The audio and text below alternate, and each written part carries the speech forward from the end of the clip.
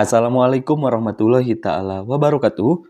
Ketemu lagi di channel Indra Edu. Nah, dalam kesempatan kali ini kita akan melanjutkan pembahasan soal dan juga kunci jawaban tentunya soal sumatif akhir semester 1 mata pelajaran pendidikan Pancasila SD kelas 5 semester ganjil. Seperti biasa, sebelum kita lanjut kepada pembahasan, mari subscribe terlebih dahulu, like, komen, dan boleh share kepada rekan-rekannya, supaya kita semua bisa menebar manfaat yang lebih banyak lagi. Oke, mengingatkan ini adalah bagian kedua atau lanjutan dari video sebelumnya. Bagi yang belum menonton video sebelumnya, silahkan tonton terlebih dahulu. Langsung saja kita bahas pada soalnya. Ini adalah soal nomor 11. Perhatikan pernyataan berikut ini. 1. Saling menyayangi antar anggota keluarga. 2. Menyayangi teman. 3. Hidup rukun dalam keluarga. 4. Santun terhadap guru. Contoh perilaku sesuai dengan norma yang berlaku dalam kehidupan keluarga adalah titik-titik.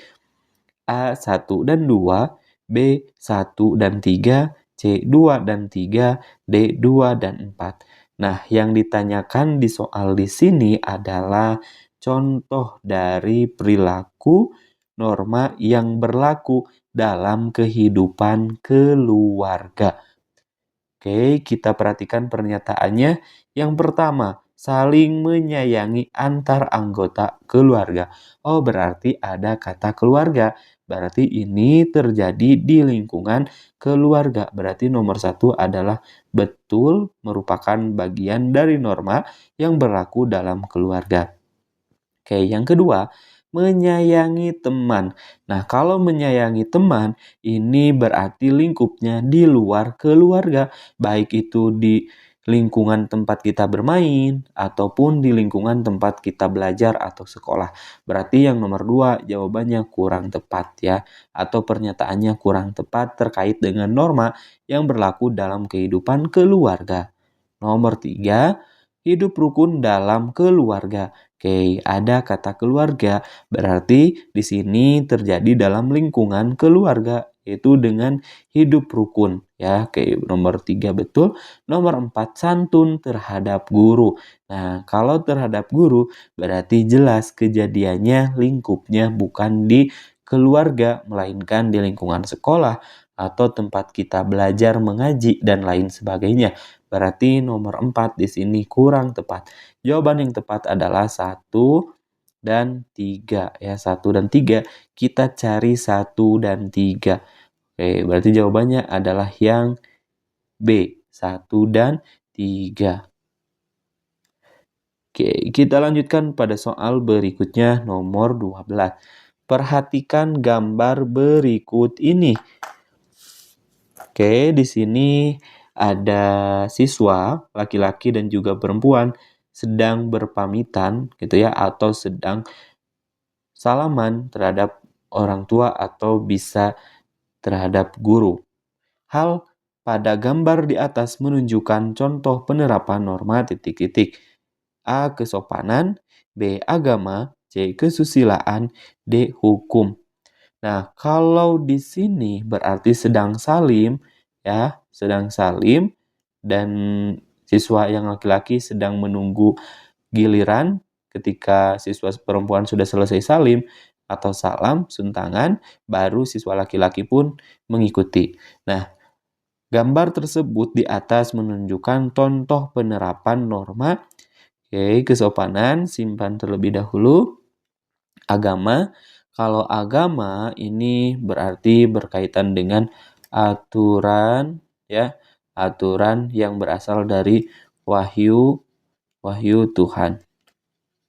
Oke, berarti sesuai dengan agama masing-masing. Bisa contohnya adalah beribadah sesuai dengan kepercayaan masing-masing.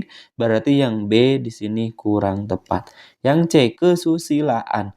Nah, kalau norma kesusilaan adalah yang sesuai dengan hati nurani ya, atau suara hati nurani. Berarti yang C kurang tepat. Yang D, hukum.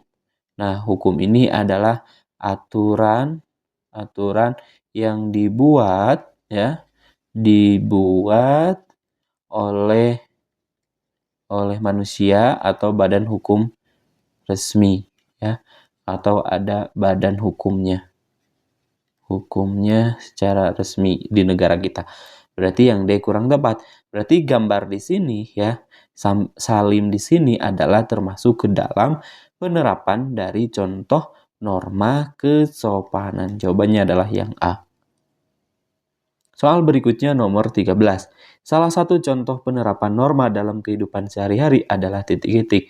A. Acuh tak acuh terhadap nasihat guru. B. Berbicara tidak sopan terhadap orang tua. Yang C. Menjaga ketertiban dan keamanan kampung. Yang D. Mencuri barang milik teman. Oke, kalian sudah paham tentunya pengertian tentang norma ini apa? Ya, norma ini adalah aturan gitu ya yang berlaku di dalam masyarakat. Nah, norma ini dalam masyarakat itu ada berapa norma? Ada 4 norma.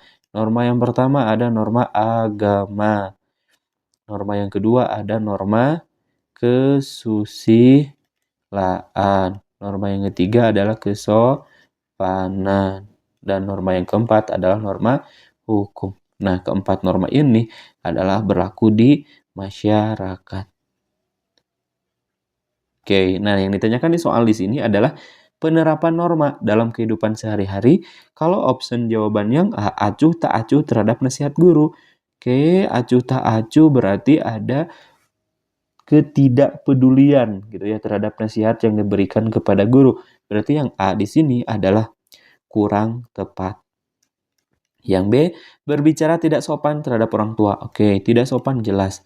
Kurang tepat. Yang C, menjaga ketertiban dan keamanan kampung. Oke, simpan terlebih dahulu.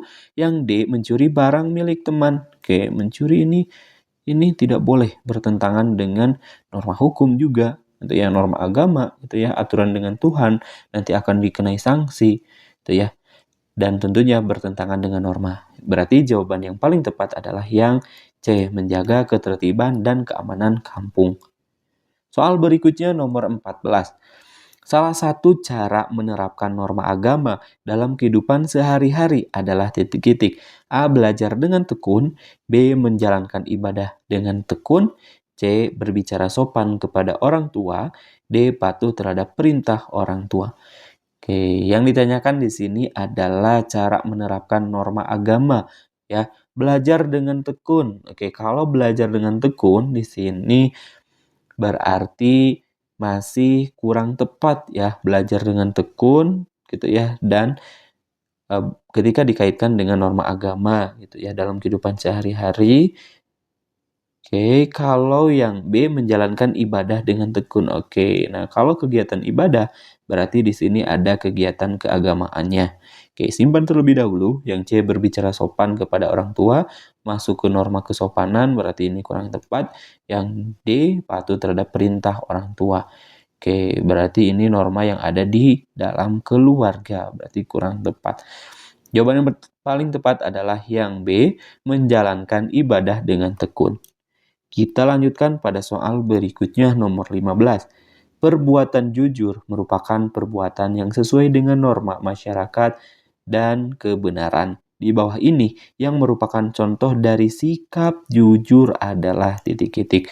A. Menyontek untuk mendapat nilai yang bagus. B. Memberikan contekan untuk membantu teman.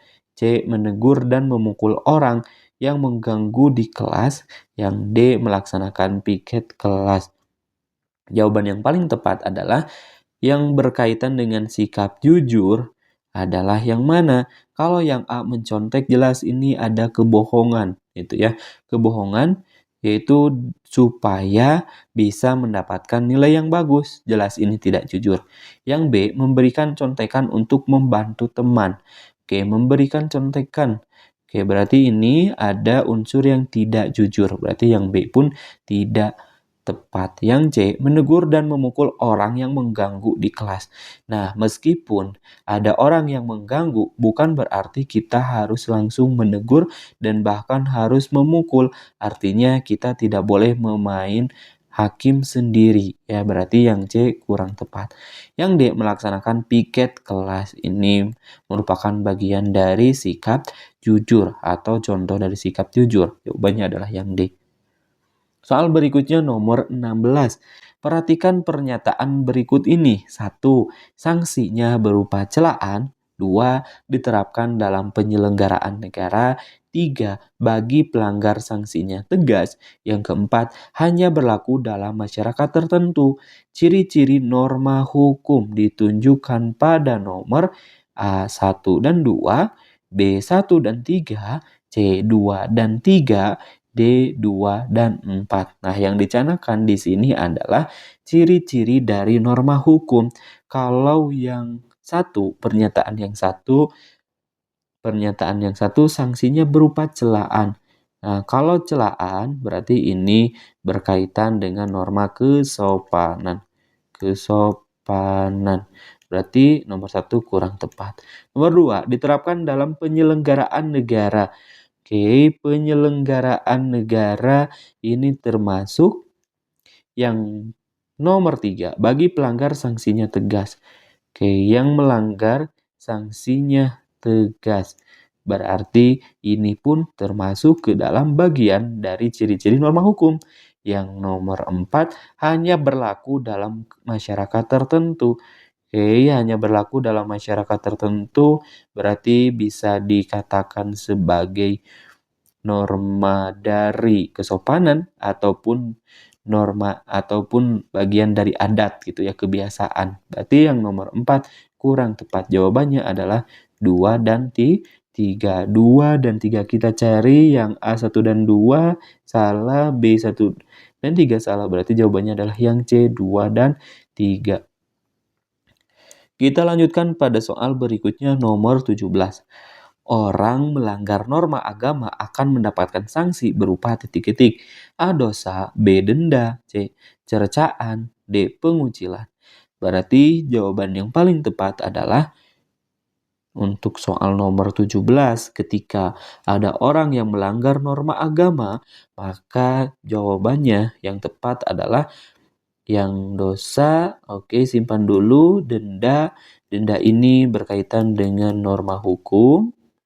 Cercaan ini bisa berkaitan dengan norma kesopanan. Ini pun pengucilan kesopanan atau kesusilaan juga. Susilaan ya sanksinya.